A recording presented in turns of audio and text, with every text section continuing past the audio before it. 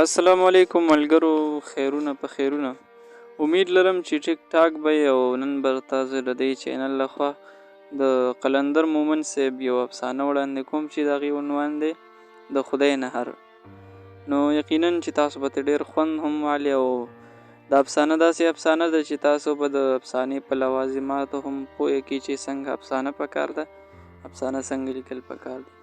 نو کو افسانه مو خوښه شوه لایک او شیر هیروئ مه، ځکه چې د دې سره به زمونږه حوصله شیک نه کیږي. نو تاسو پلیز زموږ دا چینل سبسکرایب کړئ او که افسانه مو خوښه شوه نو لایک کړئ او نور ملګرو سره یې شریک کړئ.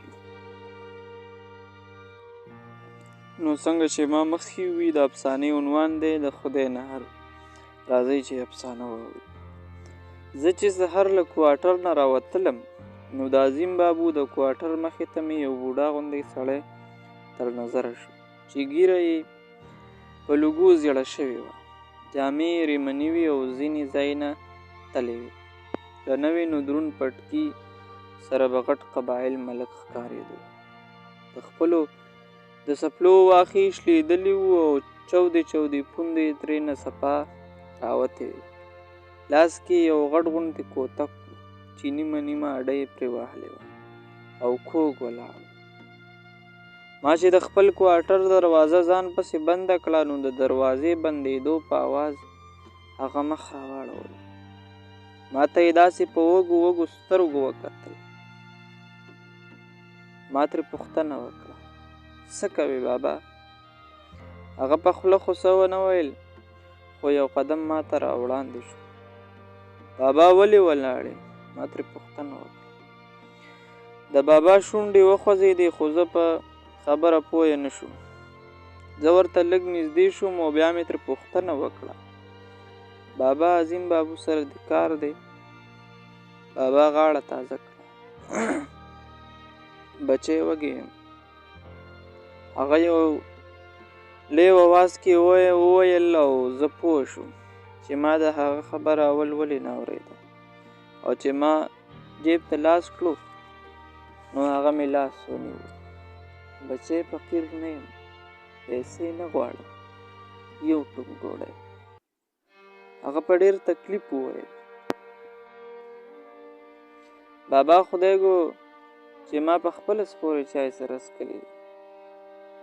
د کنټرول زمانه ده، ډوډۍ چېرته پیدا کېږي؟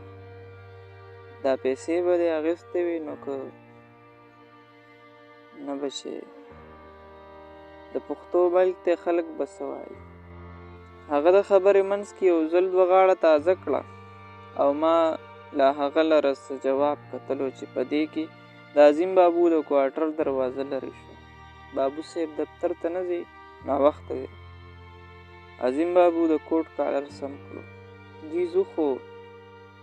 ما بوډا ته وکتل. عظیم بابو چشمو کې سترګې وازې ویتې کړې او بوډا ته یې کوز پاس وکتل. څه چل دی؟ عظیم بابو جوړې پوه شوی و او که پوه شوی وی نو بیا یې هسې ځان ناجاڼه کړی و. خوار وږی دی ما ورته ویل.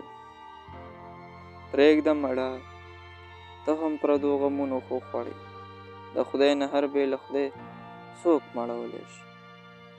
سهره راسې 3 تنو پیره کړې ده او عظیم بابو زه له لاسه راښکلم او ځان سره یې روان کړم. ما ویل خدای خبر چې عظیم بابو له په څه خبره دومره قهر ورغلی دی، خو چې څه منځه پورې لاړو نو هغه اړو په خپله لګیا شو. بابو صاحب ډېر سخت وخت دی. تاسو خو شکر وباسئ چې خدای له دې غمونو خلاص کړي. واده کړو نه پوښتنه وکړئ چې له سیره څو پخېږي نو په روږدل به پوه شي. پوه نه شوم بابو صاحب. ته به څه پوه شي چې جیب کې دې پیسه نه وي، د میاشتې اخرې ورځې وي، ماشوم دې ناجوړه وي او مرچ مالګه دې خلاصه وي. ته به هم فقیر ته داسې خبرې وکړې او زه سمدستي پوه شوم چې عظیم بابو ولې د مرچکو په سټه ناست دی. خدای شته چې د عظیم بابو دغه خبرې په ما ښې نه وې لګېدلې.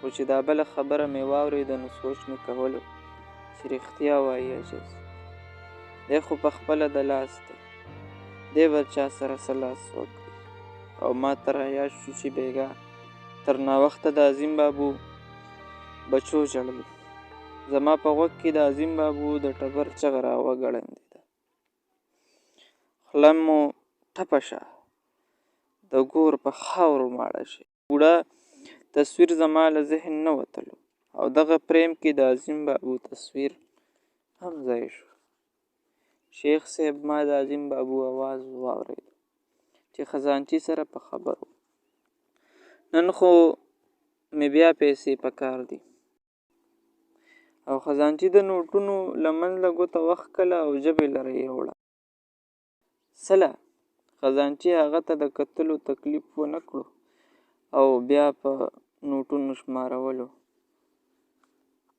بوخ شو ضرورت مې دی ستا د ضرورتونه به د چا پلار پوره کړي ما ویل که ورته وایي د خدای نه هر به خدای مړوي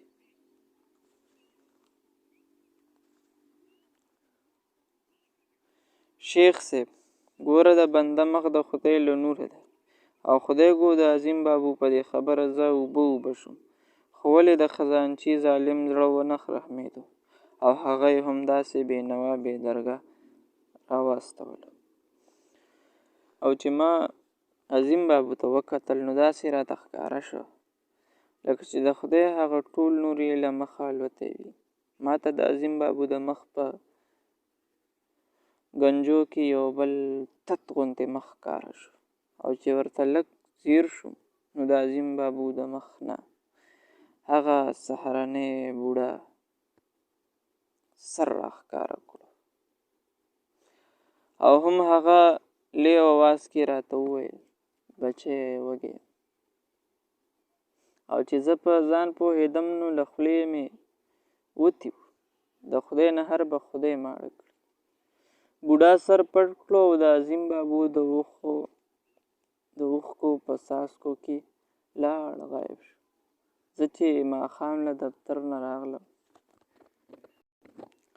زه چې ماښام له دفتر نه راغلم نو په زړه مې یو دروند بار پروت و ډوډۍ مې خواته نه کېده لږ غوندې اوړه پاتې و ما ویل که نن ونه خورم نو دا پاتې 2 ورځې به مې پرې تېرې شي که نه وي نو د ډیپو والا خو قرض پور نه کوي او نه د هفتې راشن مخکې راکوي ما ور بند کړو او راغلم وغځېدم زه سملاستم خو چې ایله به پر کاله شوم نو هغه سهارنی بوډا به راته نیغ په ذهن کې ودرېده او چې د هغه تصویر به لږ غوندې تت شو نو د عظیم بابو تصویر به پکې را ښکاره شو زما خوب به وتښتېده او ما به اړخ واړولو د خدای نه هر به څوک ماړه کړي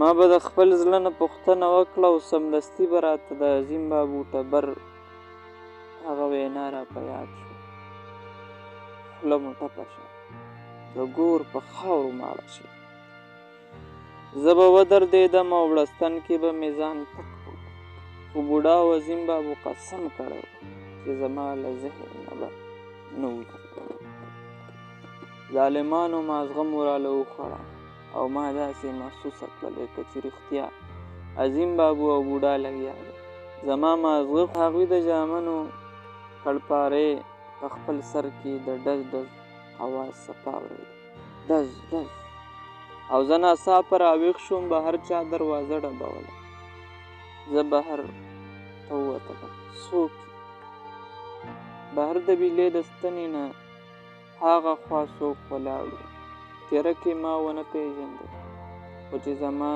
په لوري را روان شو او بجلۍ ته مخامخ راغی نو ومې پېژندل چې هغه سهارنی بوډا دی بابا په دا وخت بیا ولید چې ما دا خبره خلاصوله نو هغه بیا را رسېدلی و بچی لا تر اوسه مې څه نه دي خوړلي هغه ګېډه باندې لاسونه کېښود او ما ویل چې که ماښام مې ډوډۍ پخه کړی وې نو اوس خو به د دې خوار په کار شوی و بچي یو ټوک ډوډۍ او ما وویل که زما زړه پرېوته. ما لره ځان پورې قهر راغلی، خو چې بابا زه چوپ ولیدم نو یو سوړ اسویلی یې وکړو او د بازارګي مخې یې ما ور بند کړو او راغلم. بیا سملاستم، خو دا ځل رانه خوب سم تښتېدلی و. نوي فکرونه، نوي اندېښنې رادوساره شوې. سبا چې تنخوا واخلم نو اول به بوډا نه، اول به عظیم بابو. خو عظیم بابو خو په خپله هم تنخوا اخلي. ما ویل کشکې دا بوډا هم چېرته نوکر وی، کشکې چې. خو زما عظیم بابو ته فکر شو، هغه خو نوکر دی خو بیا هم. او ما ویل چې آخر د دې حل څه دی. زما فکر ونښتو او چې څومره به مې فکر کولو دومره به نور هم نښتو.